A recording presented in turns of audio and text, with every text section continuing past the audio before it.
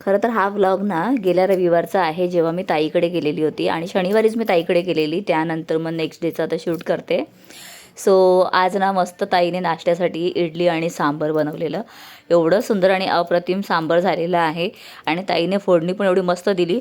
पहिल्यांदा मी पाहिलं की सांबरमध्ये लसूणसुद्धा घातलेले आणि ताईचं म्हणणं आहे ज्या काही गोष्टी असतात ना चांगल्या आपल्या शरीरासाठी ते सगळं घालायचं. तर आणि ताई ना जेवण एक एक वेगवेगळ्या प्रकारचे जे बनवते ना डिशेस मस्तच असतात. तर मस्त तिने थोडासा वरतून पुन्हा मसालासुद्धा घातला, म्हणजे सांबर मसाला एवढा टेस्टी झालेला. त्याचबरोबर चटणीसुद्धा बनवली.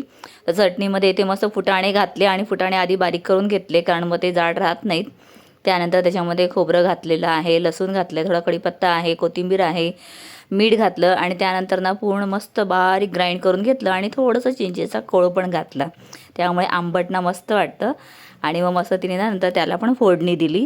तर फोडणीमध्ये इथे मोहरी तर आपण घालतोच, पण त्याचबरोबर उडदाची डाळ घातली ना की त्याची चव खूप मस्त येते. तर आमच्याकडे ना साऊथ साईडला अशा प्रकारे उडदाची डाळ घालून फोडणी देतात. मस्तच वाटतं. तुम्ही कधी ट्राय केलं नसेल तर नक्की बनवा. आणि अशी घट्टसर चटणी, त्याबरोबर इडली आणि सांबर अप्रतिम लागतं. हे पहा मस्त एकदम छान अशी इडली गरमागरम निघालेली आहेत.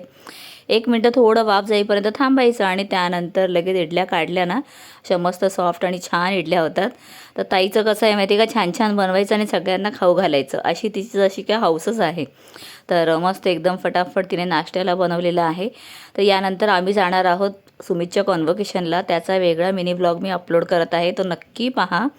आणि इडली आणि चटणीचं कॉम्बिनेशन पहा किती छान आणि मस्त वाटतं आहे. त्याचबरोबर मस्त गरमागरम आता सांबर.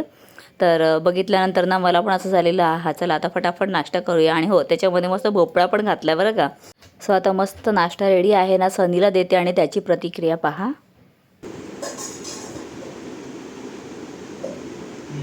खूप सुंदर झाले.